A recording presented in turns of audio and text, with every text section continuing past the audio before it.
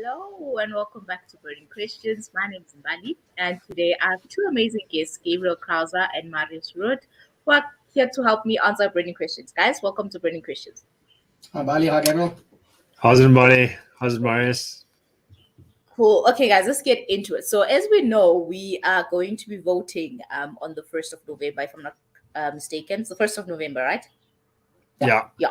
Okay. So, most South Africans would say we've been voting for so many years, but the change is there, but it's not what I want exactly. So, the first question that I would like to ask from you guys, can South Africans trust these upcoming elections? A simple, short answer will do for this one.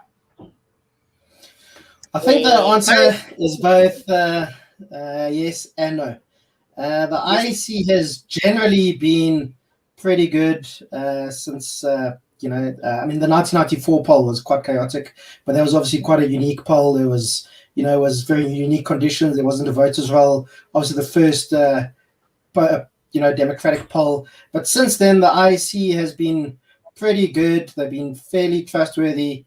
But in recent years, there seems to be a bit of a lack of how can I put it, expertise within the IC, and there have been we've seen some issues going back to the last couple of elections where there have been some things that have looked a bit strange. We know that there have been complaints that electoral agents and so on, people who work for the IC, weren't necessarily as trained as well as they had been in the past, and this is basically just an issue of resources and so on. So I think if there is a reason to not trust the IEC, it would simply be because issue of resources and because people maybe haven't been trained as well as they should have. But just to highlight something that maybe our viewers and listeners don't know is that in 2004, the IEC had actually made a mistake and given the Zambian People's Organization 2,666 votes that it shouldn't have. And those votes should actually have gone to the African Christian Democratic Party. And that was actually the difference between a seat in parliament. So the ZAPA actually went from having 2 seats in parliament to 1, and the ACDP from 6 to 7. This was just because those extra 2,000 votes were enough to push them over a certain threshold and give them the extra seats. So, this kind of thing isn't unique. It happens. It can come down to human error and people make mistakes. But I think what is very important this election and elections across the world, and we saw that recently in the Zambian election, where members of the new president, Hakainde Hichilema, the United Party for National Development, they had people in each polling station across the country to make sure that polling was fair or voting was fair. I mean, we do this already, but I think this in the various polling stations and opposition party agents and making sure that everything. Okay, we'll just ask him to repeat the way he says voting was fair. Marius, are you back with us? Yes, did I go? Sorry. Yeah, you were a bit, So let's take it from the Zambian elections. They had one person in each voting station. I think. So in the Zambian elections, where Hakainde Hichilema just won the election with his United Party for National Development, they had people in each polling station across Zambia making sure that the governing party, the Patriotic Front, couldn't get up to any shenanigans and made sure that the voting was fair, the counting was fair, and I think that's very important in South Africa. It already happens. Opposition parties do have people in the various polling stations, and I think that's something that is very important.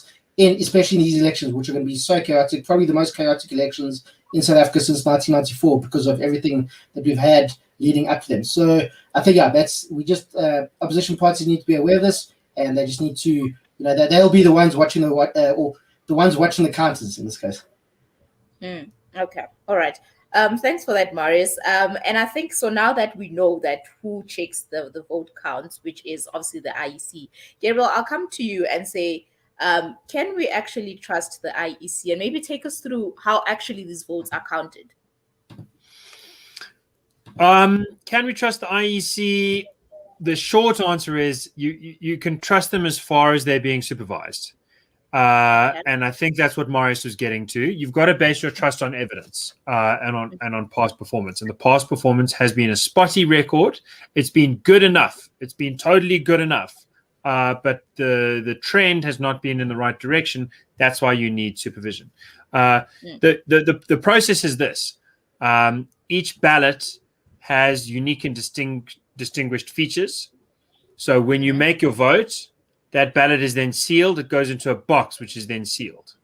And then there's a chain of custody as those boxes are gathered up and taken to the counting stations. The counting is then supposed to take place in a supervised way. It gets tallied.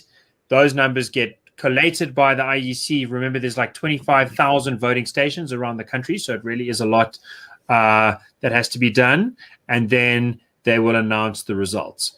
And everything is supposed to be kept on record so that if there's a subsequent challenge, if you say, well, between here and there or between there and there was an issue, the paper trail should be traceable, even for those parts that aren't publicly accessible through a kind of court process, through the electoral court.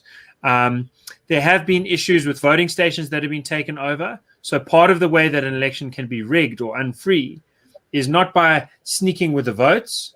We have had boxes that go missing and stuff like that. Usually it's been figured out and it's been kept to a minimum. Again, that's why we've got to keep our eye on it. The other way to rig an election is to intimidate voters and to make it impossible for them to get out the vote. I was very distressed at that happening in a couple of voting stations, I think in Mpumalanga and Limpopo in 2019.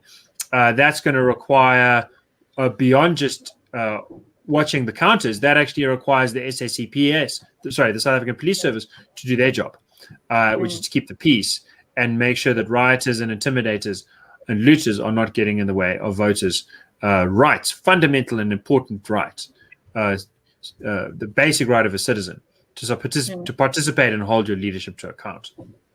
Yeah, that's why it's illegal to take a photo of your ballot paper in the polling booth, because apparently what happens is people get told you must take a photo and then you must come show us that you voted for the correct party. That's why it's illegal to do that, and people, anybody who's listening right now must definitely not do that if that's what they're worried about, and that's one way people get intimidated.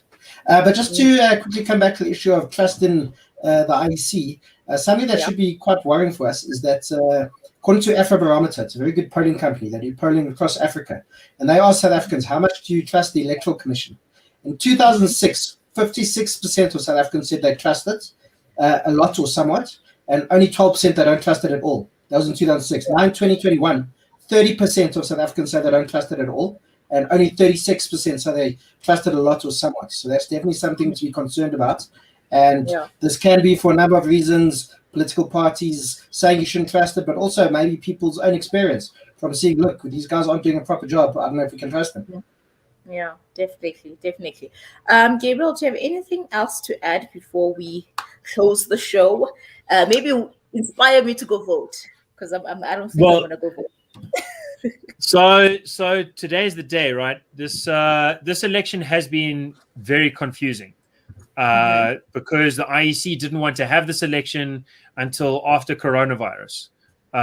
But there is no after coronavirus. So they were told to go ahead like so many other countries that have done it. And just like going to the grocery store, just like getting a grant, just like going to work, there's a stupid way to do it and there's a safe way to do it. So we're encouraging people to be safe and do this thing properly.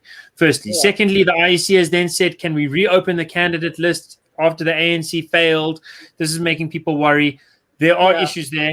The Institute of Race Relations is part of the team going to court. There are many people in court trying to argue this thing out. The court process is going to take care of that.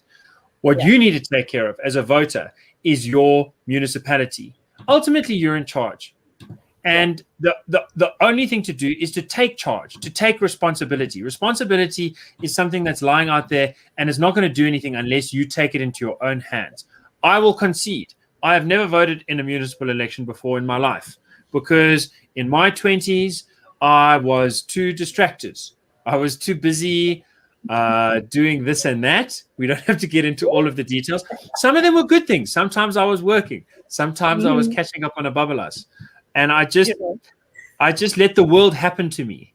And I look back at that and I think, sis, man, grow up. I think it's never too late to grow up, but it can be too late to register. And guess what? If you don't register this weekend, this is the in-person voter registration weekend, then it will be too late to vote. So register this weekend. Once you've got that done, you can keep thinking about who you want to vote for, whether they're going to improve service delivery in your area, whether they're going to make sure that your rights are being properly respected, whether they're going to be stuffing their own pockets, and whether you're down with that.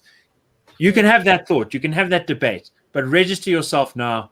Then come 1st November, if you've got something to say, you can put your tick in the box. It's your own secret, and you can be part of making a change.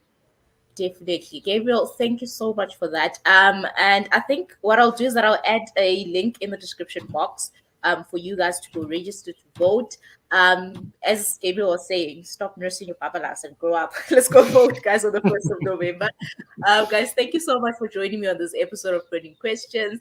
And yeah, hope to see you guys next week, Wednesday. Gabriel and Marius, thank you so much for taking the time to inspire me to vote and everyone else out there. Yeah, boy. Thanks, Mbali. Make it count.